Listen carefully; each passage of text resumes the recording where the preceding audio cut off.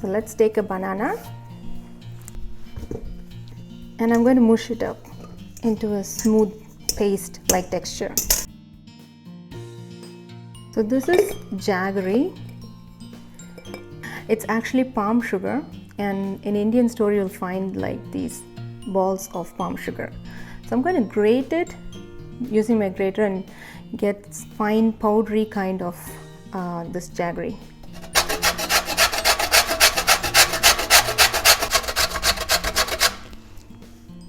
So now I have grated the jaggery. It looks like shaved ice. It's nice and smooth and it's perfect. I'm going to use about 1/4 cup of jaggery. I'm going to tightly pack it. Nice heaping 1/4 cup of jaggery, and then add it into the banana. And now I'm going to mix it well. So you have to make sure that the banana and the jaggery are mixed well, and then I will add the next ingredient. So I'm going to crush 3 cardamom pods.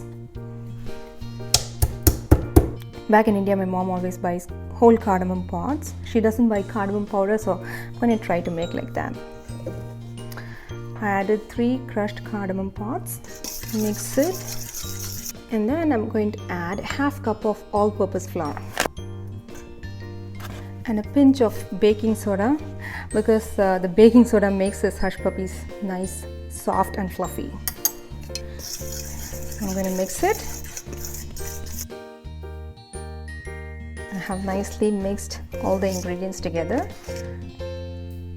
So the texture of this batter should be like thick like this. So let's go ahead and start making the paniyaram.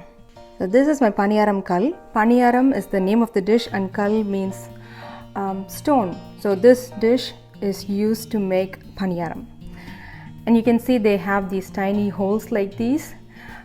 It looks like a cupcake tray, and we place this on the stove on direct heat, and we pour in the batter. So I've heated the paniyaram kal. I'm going to add oil in all these small holes. Now I'm going to add the batter into the paniyaram holes. I'm going to drizzle a little more oil, and to flip over these paniyarams, have to use paniyaram sticks, or I'm going to use this wooden skewer. I love this golden brown color.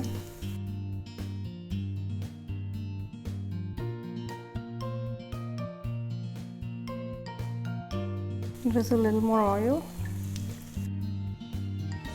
Fluffy paniyaram is ready.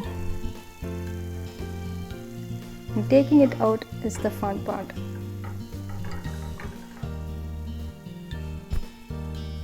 Sweet banana hush puppies are ready. I'm going to show you how this paniyaram is in the inside. I'm going to try one. It's nice and soft. It is so soft and fluffy, and the sweetness is just right. I just love it. If you have any questions in this recipe, or if you'd like to learn any other Indian dishes, please let me know in the comment section. I'll be happy to make them for you.